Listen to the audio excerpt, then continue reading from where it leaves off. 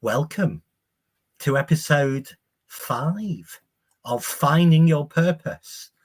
And my very special guest this evening is Celeste, the Trademark Accelerator. Celeste, it's so nice to have you on the show. Thank you very much for agreeing to this because, you know, when it comes to trademarks, I have to confess that I know very, very little. I can understand from a risk perspective that if you don't protect your assets, then, you know, your value can be stripped from you so quickly. So I think it's a really important area. And I think it's going to be something that's got of real interest to my viewers out there. Now, I started this show about 5 weeks ago now. Finding Your Purpose is our title. So, and I always start off with my guests, and I'm going to do that right now and ask you, how did you find your purpose? What was the process for you? Was there a particular event that made you think, oh my goodness, I've got to stop doing what I'm doing now and start doing this? Or was it something you've always dreamt of doing and so it was always in your path? Tell me your story. So it's a combination of the two, actually, if you can believe that. Because if you've heard me talking about my why, you will have heard me talking about my mother being my why. She was a world-renowned ceramic artist, and she was experiencing that people would copy her. Not all of the time, but all the way through her career as a ceramic artist, it would happen. And I, as a child and a teenager and a young adult, all the way up until and even while and after I studied the law, which I didn't start until I was 35, by the way, I heard her frustration, and I didn't know. I also felt it because when we're in frustration, we have a certain vibration, don't we? And I just didn't know what to do about it. So I was doing all kinds of things because I had managed to make myself believe I wasn't intelligent enough to study the law, would you believe? And I was suffering from comparisonitis, and I was in compare and despair and all of those silly things. And so when I hit the age of 30, because in Denmark, you don't have to go directly to university from the other kinds of education that you get. I think the Danish education system is a slightly different type than the English one. So I'm not entirely sure of the correct terms, so I'm not going to go into that. But I was working I lived in England, in London for a while. I lived in Paris for a while.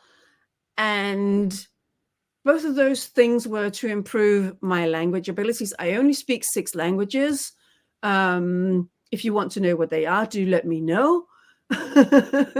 Other than that, I was, I worked in the film industry for a while because a lot of people in my family are film people, would you believe? I have a cousin who has won the Golden Palm in Cannes with one of his films.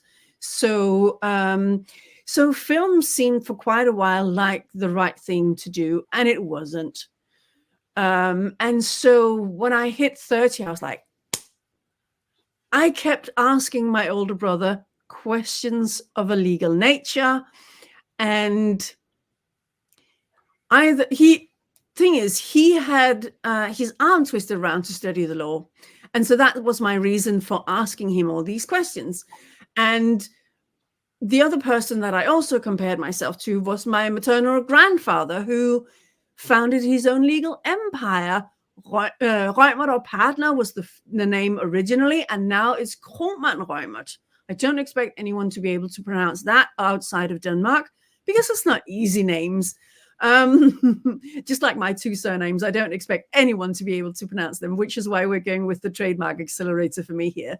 And so I kept asking my older brother these questions, and he either couldn't or wouldn't answer me. I don't know. It doesn't really matter. And at the age of 30, I was like, I have to do this myself. And so I needed 4 more years to pluck up the courage to actually apply. And when I had applied and I got help with the application, I then got a response back that I would be starting the following year. So that's how I was 35 when I started. And all of that is, part of the whole why and all what have you. So blend that in for me, please, with you started off talking about your mum. How do those two things cross over and form the person that we're seeing in front of us right now?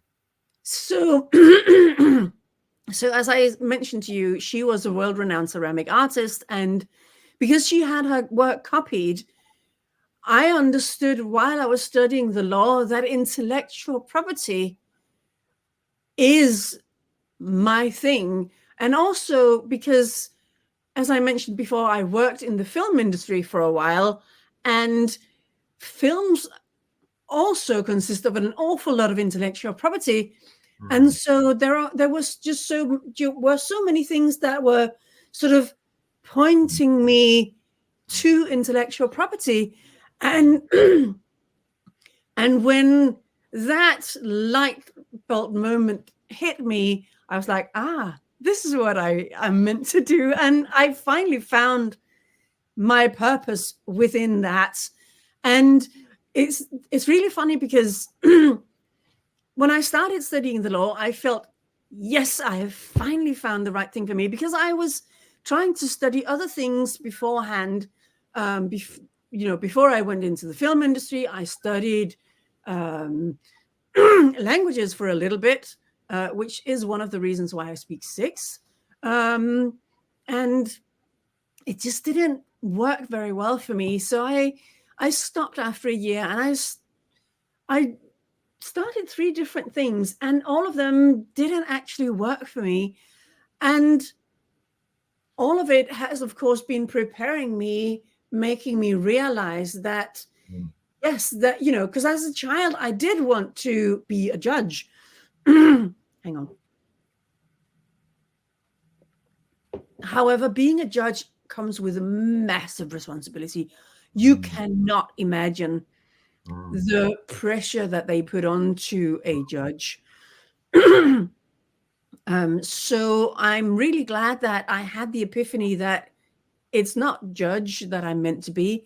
It's actually protecting other people's creations. And no, it doesn't have to be art, because people who are coaches, therapists, change makers, legacy builders, call it whatever you like.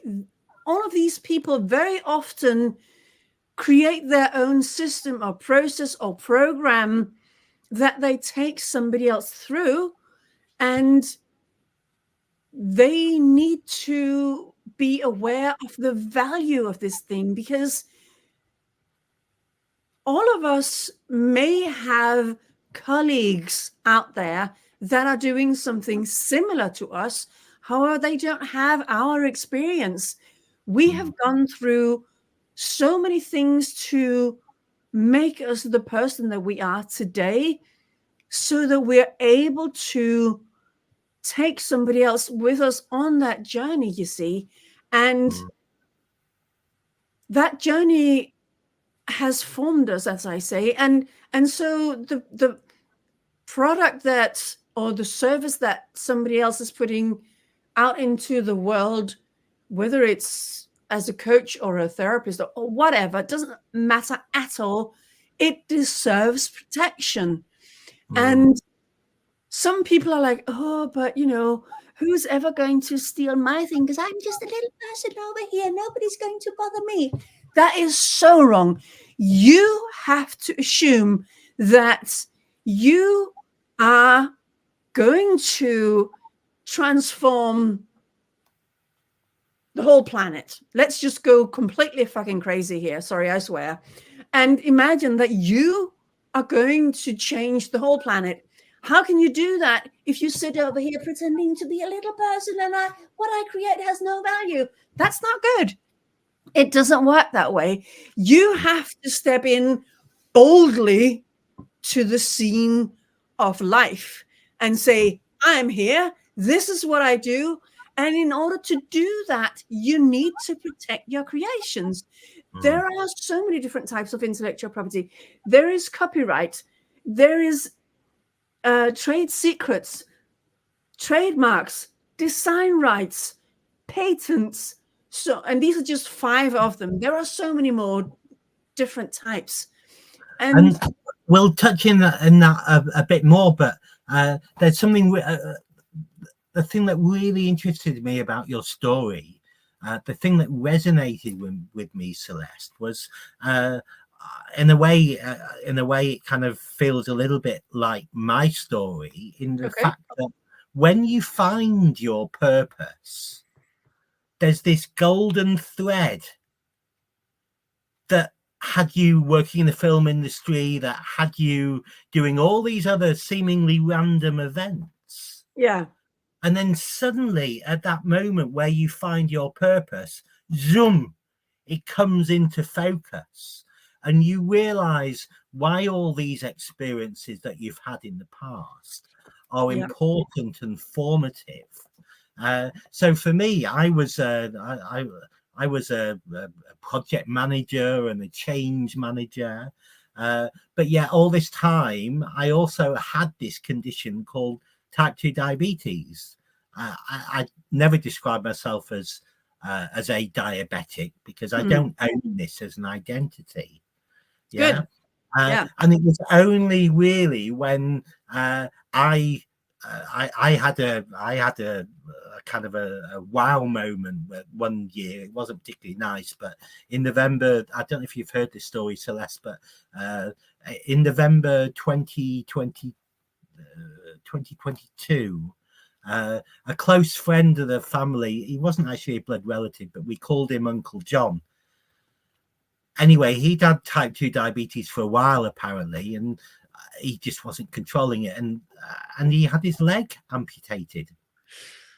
And that was November, and then obviously Christmas comes, the month afterwards, and we had one of those typical moments with our bellies were full. We'd had our Christmas meal, and Luke, who was 7 at the time, he turned to me and he said, "Dad," I said, "Yes, Luke." "Dad, Uncle John had his leg removed. You've got type 2 diabetes. When are you having yours done?"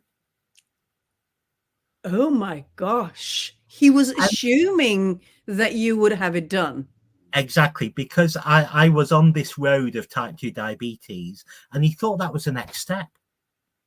The next step was to see one of his dad's limbs removed. Go missing. Oh my goodness.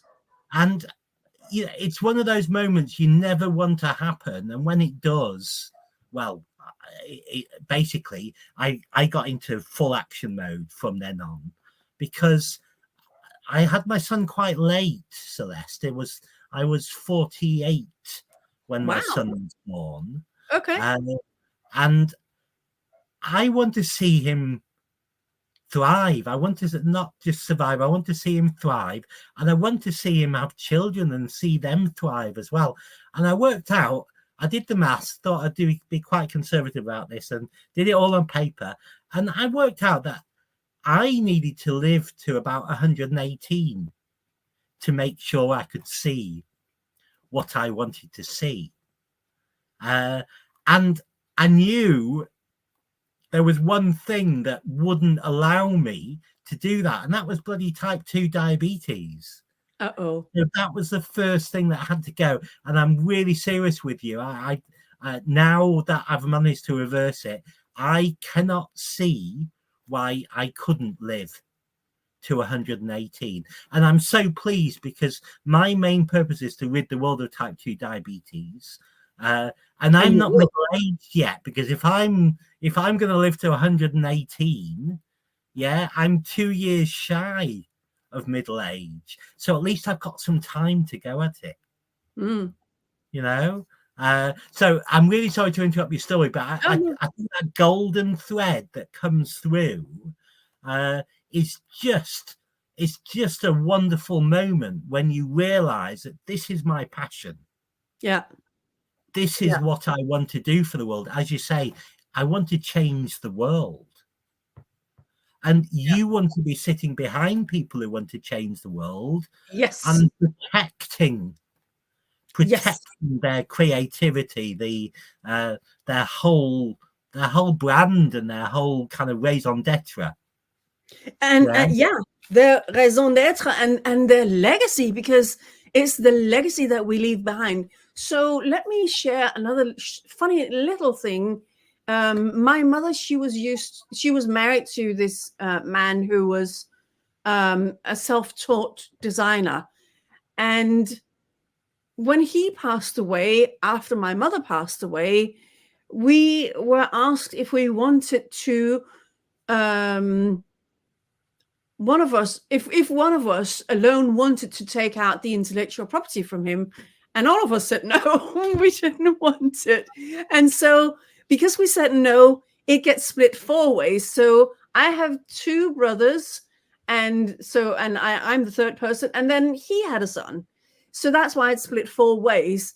And so every 3 or 4 months, we get a sweet little, it's not little, that was a silly word of me, but we get a beautiful reminder of him in the form of money. I didn't realize that. So intellectual property can be passed on to your children, to your family. Yes, it can. Yes, it can. So it becomes you write it into your will. Yeah. And when it's part of your will, then it will be passed on to your children. Isn't that a beautiful thing? It is. It is. That's lovely. Really nice. And so you get continued. Are they like royalties or something? Yes, they're royalties. Yes, because it's a copyright thing. So those are royalties. And I think that they call them royalties no matter what kind of intellectual property you've got. So the fact of the matter is, these things that either he or his father was a musician. So there are 2 ways that we can get royalty from that. And so it's just so lovely to get that reminder every 3 or 4 months, bam, here's some money for you. You didn't work for it.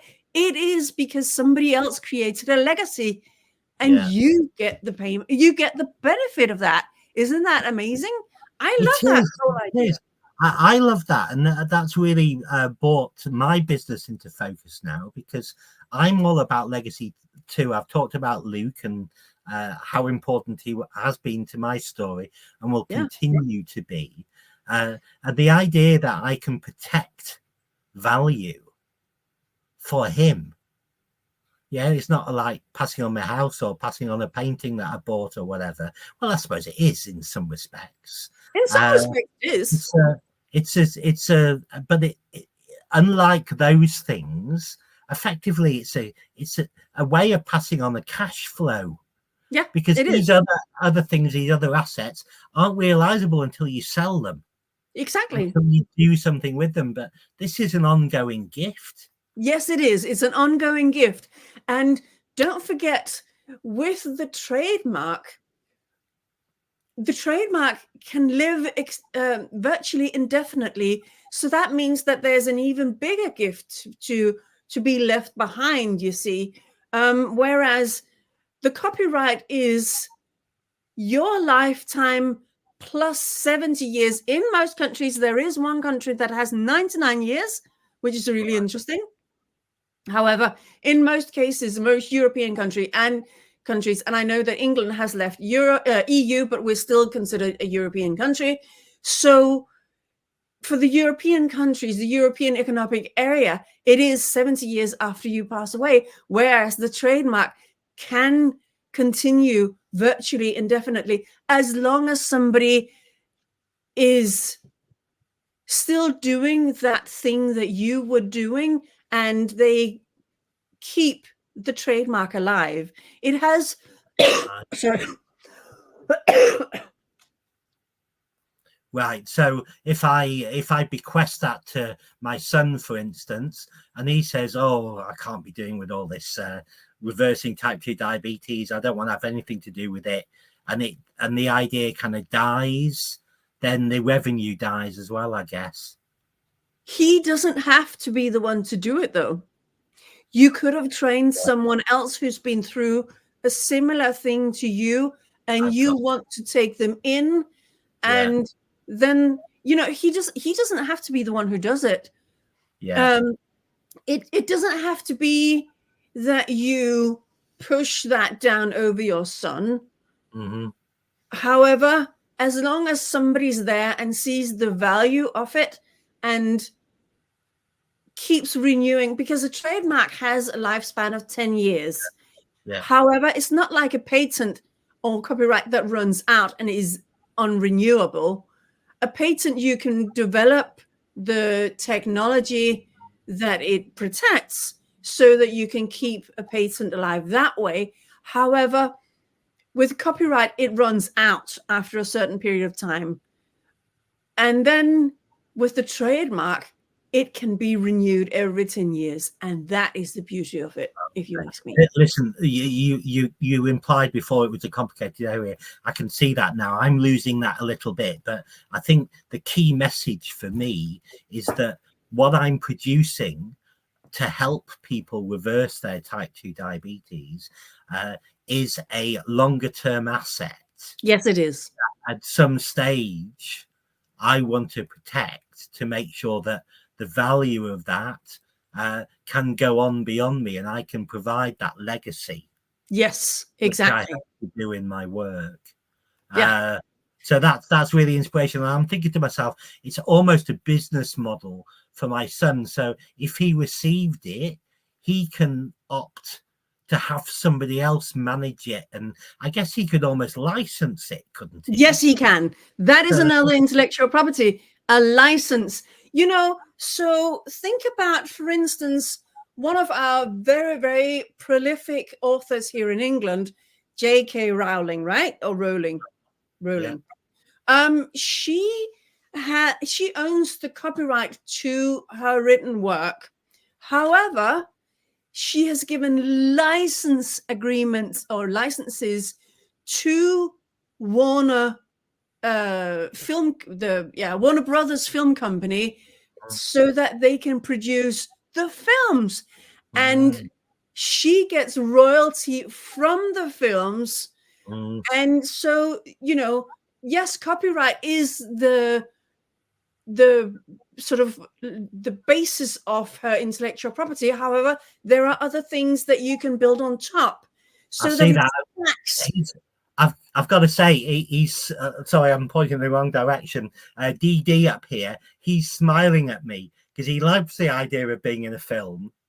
So, if they could do a film of how we destroy type 2 diabetes, he'd be a very happy man. And I would. Of course you would. And you have to give license for somebody to do that so that you retain ownership of it. However, you give them a license to do that on your behalf, because you won't know how to create a film. You won't know how to write the film manuscript, and you won't know how to develop the characters so that they're compelling and all of these things. So you give license to somebody else to do this on your behalf. Yeah. Now I'll put your website on the screen now, because there'll be many people who are listening to this thinking, wow, that's something that I need to think about now. And they probably don't know the ins and outs. As you say, it's a very, very complex matter. I've got your YouTube channel as well. Is that, if they wanted to self-serve some limited information about, the range of possibilities, is that a good place for them to go? It's a really, really good place, because on YouTube, everything that I put up is actually for free. So go and explore all of, there are more than 100 videos on there. Wow. And the majority is in relation to trademarks and copyrights.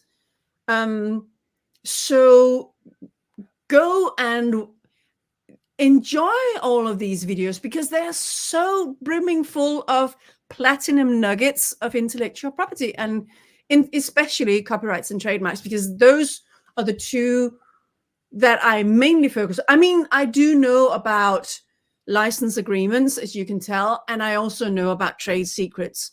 However, the majority of the content on my YouTube channel is copyrights and trademarks. Well, I think primarily that'll be the two things that people are most interested in, I think, that are listening. So that sounds a really good resource.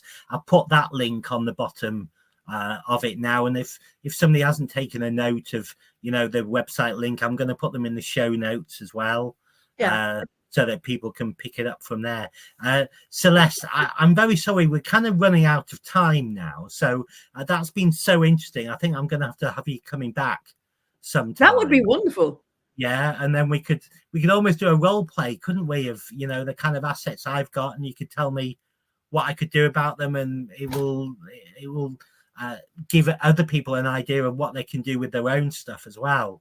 So anyway, that's the idea. Let's see if we can't get something together in the next, I don't know, 4 or 5 months or so.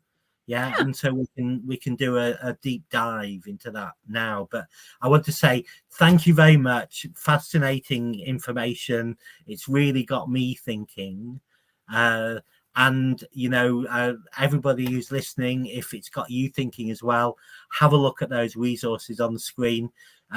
If you have or know someone who's got type 2 diabetes and you're not connected with me on Facebook, then I'll put up my my personal Facebook profile information now. And I've also got a special group, a really cozy group, a very friendly group for those who have got type 2 diabetes and want to do something about it like I did. And remember, there's no time limit on this one. There might be on your copyright, but there isn't on type 2 doing something about your type 2 diabetes. I spent 20 years, more than 20 years, 22 years with the condition before I found the right path to reverse it. And I'm offering that to other type 2 diabetics as a way of cutting that corner. Because who wants to wait, to be honest with you, for 22 years? Yeah. Nobody wants to wait that long. So I'll put on the this. I think this is my. There you go. That's the Facebook group as well. So please join as a member there. You'll get some information that's really going to help you get down this path. I've got 3 programs: my foundation program, my future program, and my forever program, which I would love to tell you more about. Go along to that group. You can find out what my link is. We can do a personal conversation to see which of those programs is right for you. And, you know, we will speak again soon, even if it's only on the group or on my personal page. Take the action you need to make sure you don't lose a limb. And Stephen is your go-to guy, obviously. Thank you very much, Celeste. Celeste, that was wonderful. It's Friday night now. I wish you a terrific weekend. And we'll see you again soon. Take care. Yes, you too. Bye.